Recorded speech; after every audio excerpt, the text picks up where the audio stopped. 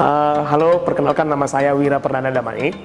Saya asalnya dari Pematang Siantar, Kabupaten Simalungun di Sumatera Utara. Jadi merantau datang jauh ke sini untuk bekerja di Huayou Nickel Cobalt Indonesia Morowali Industrial Park. Dulu kuliah saya di Institut Teknologi Bandung di ITB. Saya dulu program studi teknik material. Masuk angkatan 2014, lulusnya di 2020. Teknik material itu simpelnya adalah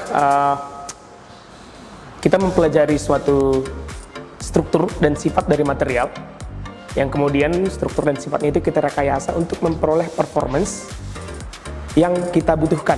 Misalkan, kalau boleh cerita sedikit, misalkan kalau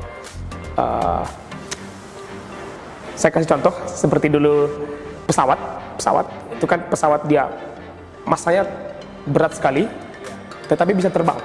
Dan juga contohnya kalau zaman dulu kan mobil masih pakai besi dan lain-lain, tetapi sekarang sudah banyak menggunakan bahan seperti sejenis plastik gitu.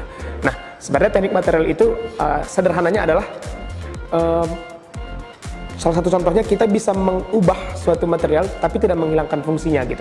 Jadi suatu material yang dulunya berat, keras, ternyata kita bisa tetap menggunakan material yang ringan tetapi fungsinya, kekuatannya nggak berubah gitu. Jadi teknik material itu menarik kalau dipelajarin lebih baik gitu.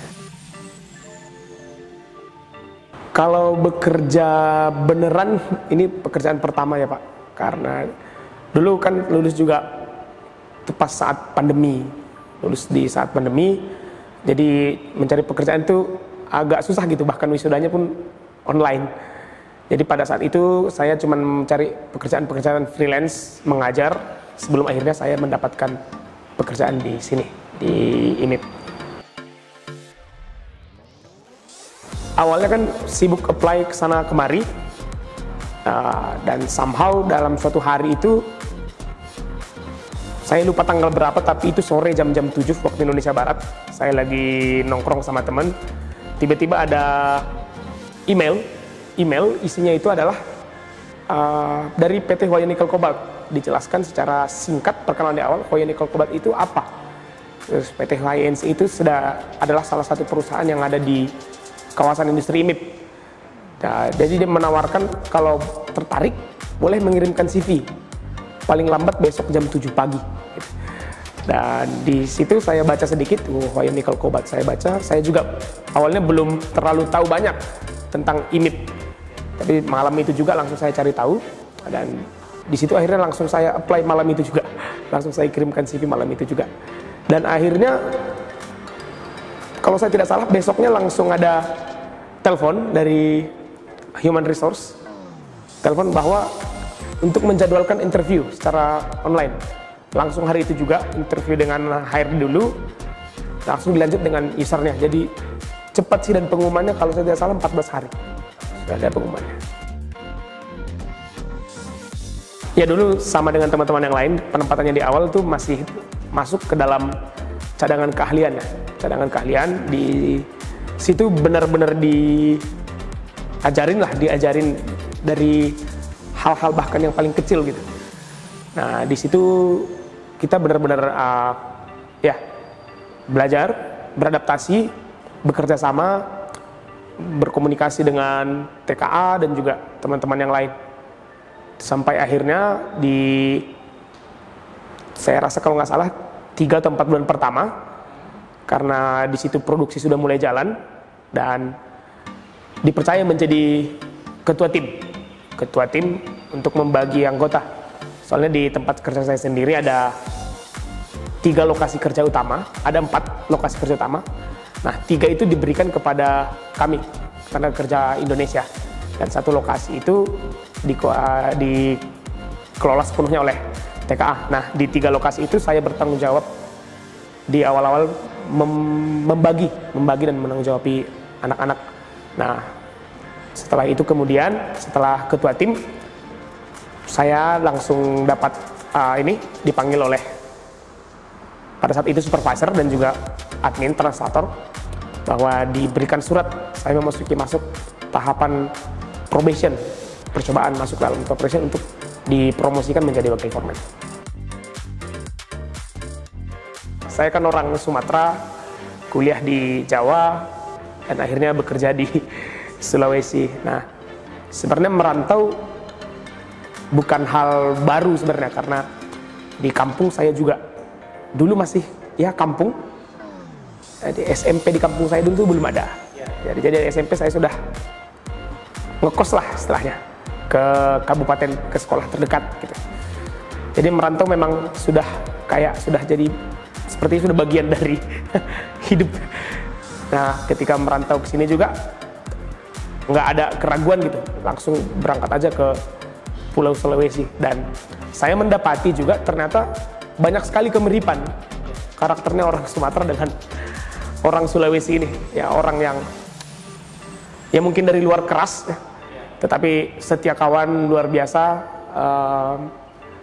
menghargai orang, dan ya mungkin nada bicara tinggi atau apa dan lain-lain. Tapi karena kita juga orang Sumatera memang sudah terbiasa seperti itu.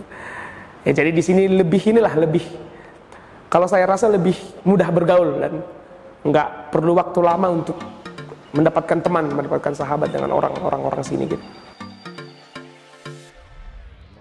Mungkin selama bekerja di sini banyak up and down lah, merasa lelah. Terus ya namanya bekerja, bersosialisasi dengan teman-teman, kita memimpin tim, memimpin sebuah grup, dan pastinya ada konflik-konflik, pastinya yang bikin badan lelah, menguras emosi juga.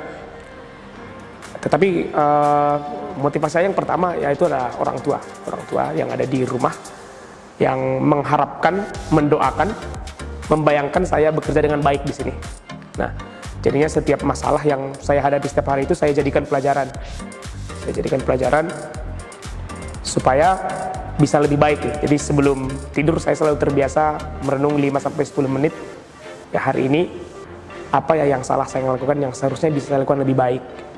Jadi saya terbiasa melakukan hal-hal seperti itu untuk kedepannya tidak terulang, dan saya bisa setiap hari lebih baik, dan lebih nyaman lagi bekerja seperti itu. Mungkin buat teman-teman yang mungkin fresh graduate yang mau belajar, yang mau berkembang di sini, yang pertama itu kalau belum terlambat ya minimal kuasai basic beberapa bahasa Mandarin supaya lebih cepat beradaptasi. Nah, terus yang kedua, perlunya cepat adaptasi dengan lingkungan kerja, lokasi kerja, dan yang paling penting menurut saya harus bisa dipercaya untuk pekerjaan yang bahkan mungkin menurut kita sepele atau kecil. Jadi karena tadi supaya kita memang supaya diberikan kesempatan yang lebih besar, tentunya kita harus dipercaya juga untuk tanggung jawab yang kecil. Jadi ketika diberikan pekerjaan yang walaupun mungkin kita rasa itu sepele, akan sangat lebih baik kalau kita bisa bertanggung jawab, bisa menyelesaikannya dengan baik, sehingga kedepannya kita diberikan tanggung jawab yang lebih besar lagi. Yang pertama adalah semoga IMIP ini menjadi tempat belajar dan juga tempat mencari nafkah lah, khususnya untuk saudara-saudara kita yang ada di khususnya Kabupaten Morowali maupun Pulau Sulawesi. Ya, kita berharapnya supaya kedepannya dengan adanya PT IMIP yang luar biasa besar, luar biasa menguntungkan ini, masyarakat lokal juga mendapatkan bagian gitu, mendapatkan peran di tempat ini. Kita jangan hanya jadi penonton aja. Semoga IMIP mampu memberikan kesempatan lebih lagi setiap tahunnya, setiap harinya, supaya orang-orang yang ada di sini ya taraf hidupnya bisa diperbaiki. Kemudian IMIP terkait untuk cadangan keahlian, saya punya permintaan khusus ya. Ini program CK ini menurut saya sangat baik, kesempatan yang sangat baik untuk negara kita khususnya. Di dalam investasi saya baca sedikit ada namanya transfer teknologi, dari punya TKA Cina ke Indonesia.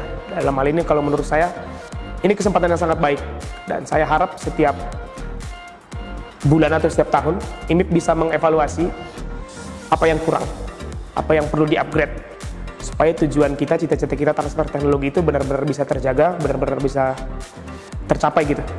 Nah, soalnya menurut saya ini kesempatan yang sangat baik, program yang sangat baik, TKA-nya juga menurut saya sampai sekarang kooperatif. Sangat sayang kalau tidak kita manfaatkan dengan sangat baik. Anda tidak akan pernah menemukan lautan baru tanpa ada keberanian untuk tersesat. Jadi buat teman-teman di luar sana mungkin teruslah berusaha, terus mencoba. Keberuntungan hanya milik orang yang mau berusaha.